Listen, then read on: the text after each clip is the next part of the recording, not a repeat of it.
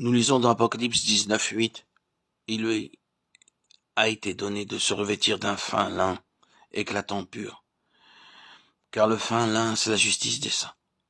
Nous devenons justes par la justice du Seigneur et non par nos bonnes œuvres. Tout d'abord, nos péchés sont pardonnés car le Seigneur Jésus-Christ est notre sacrifice d'expiation. Maintenant, nous devenons plus justes en recevant plus de sa vie. Si nous désirons devenir plus justes, nous ne pouvons pas dépendre de nos propres efforts. Mon vêtement est-il blanc, ma lumière brille-t-elle? Ceci montrera si je suis juste. Sa lumière nous sera montrée plus pleinement et clairement à mesure que nous devenons plus justes. Ceci est notre déclaration. Comme la vie du Seigneur Jésus-Christ coule en nous en plénitude, il est lui-même, en tant que personne vivante, ma justice. Or, c'est par lui que vous êtes en Jésus-Christ, lequel, de par Dieu, a été fait pour nous sagesse et justice et sanctification et rédemption.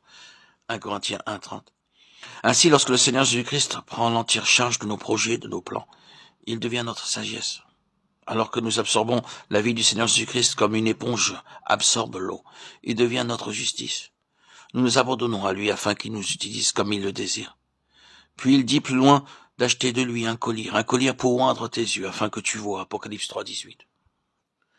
Les orientaux utilisent une sorte d'ongle lorsque leur vue baisse. Avec l'aide de cette ongle, ils n'ont pas besoin de lunettes. J'ai vu beaucoup de gens sans lunettes qui pouvaient voir plus clair en appliquant un collier. Ma mère, à l'âge de 89 ans, pouvait voir clairement sans lunettes. Elle avait l'habitude d'utiliser un collier. Il y a beaucoup de choses dans la parole de Dieu que nous ne pouvons pas comprendre. Alors nous allons vers lui et il nous donne le collier spirituel. Et nous commençons à comprendre ces choses.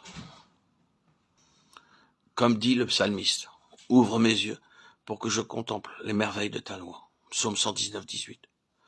Lorsque le Seigneur Jésus-Christ, notre Sauveur et Seigneur, a touché nos yeux, nous sommes capables de voir beaucoup de mystères de sa parole. C'est pourquoi, moi aussi, ayant entendu parler de votre foi au Seigneur Jésus et de votre charité pour tous les saints, je ne cesse de rendre grâce pour vous, faisant mention de vous dans mes prières, afin que le Dieu de notre Seigneur Jésus-Christ, le Père de gloire, vous donne un esprit de sagesse et de révélation dans sa connaissance, et qu'il illumine les yeux de votre cœur, pour que vous sachiez quelle est l'espérance qui s'attache à son appel, quelle est la richesse de la gloire de son héritage, qu'il réserve aux saints. Éphésiens 1:15-18. Nous avons besoin d'une vision céleste pour voir notre héritage et notre gloire céleste. De même, nous avons besoin de vision céleste pour comprendre le grand salut de Christ et de sa résurrection. Ainsi, nous avons à prier chaque jour, Seigneur, Jésus, voudrais-tu toucher mes yeux afin que je puisse voir les mystères cachés de ta parole? Ceci ne viendra pas par connaissance. Agenouillez-vous, n'ayez pas honte, ne recherchez pas trop de confort et priez. Seigneur, ceci est ta parole. Je suis stupide, touche mes yeux maintenant. Je désire voir tes choses cachées. Et ceci est la promesse du Seigneur. Heureux sont vos yeux parce qu'ils voient et vos oreilles parce qu'elles entendent. Matthieu 13:16. Le Seigneur doit toucher mes yeux. Ce n'est qu'en permettant à Dieu de tel toucher que je peux voir ces mystères célestes. Je n'ai jamais lu de livre sur l'Apocalypse lui-même. Je me suis juste agenouillé avec quelques feuilles de papier ici et là, et j'ai persévéré dans la prière. Seigneur, s'il te plaît, montre-moi les choses que je ne pourrai jamais voir dans aucun autre livre, ou entendre par aucun prédicateur, ou apprendre d'aucun docteur. Seigneur, enseigne-moi toi-même ce qui est écrit dans l'Apocalypse. Alors j'ai commencé à voir. Je vis clairement que Dieu a caché dans sa parole beaucoup de mystères. Vous aussi, vous devez réclamer par la foi cette révélation, et jour après jour, vous verrez les différents passages ou portions de nombreux messages cachés, de mystères célestes. Vous réjouir, vous conduire et vous fortifier dans votre marche. Expérience. Vous avez 7 expériences. La première est l'amour. La deuxième est de souffrir joyeusement sans murmurer.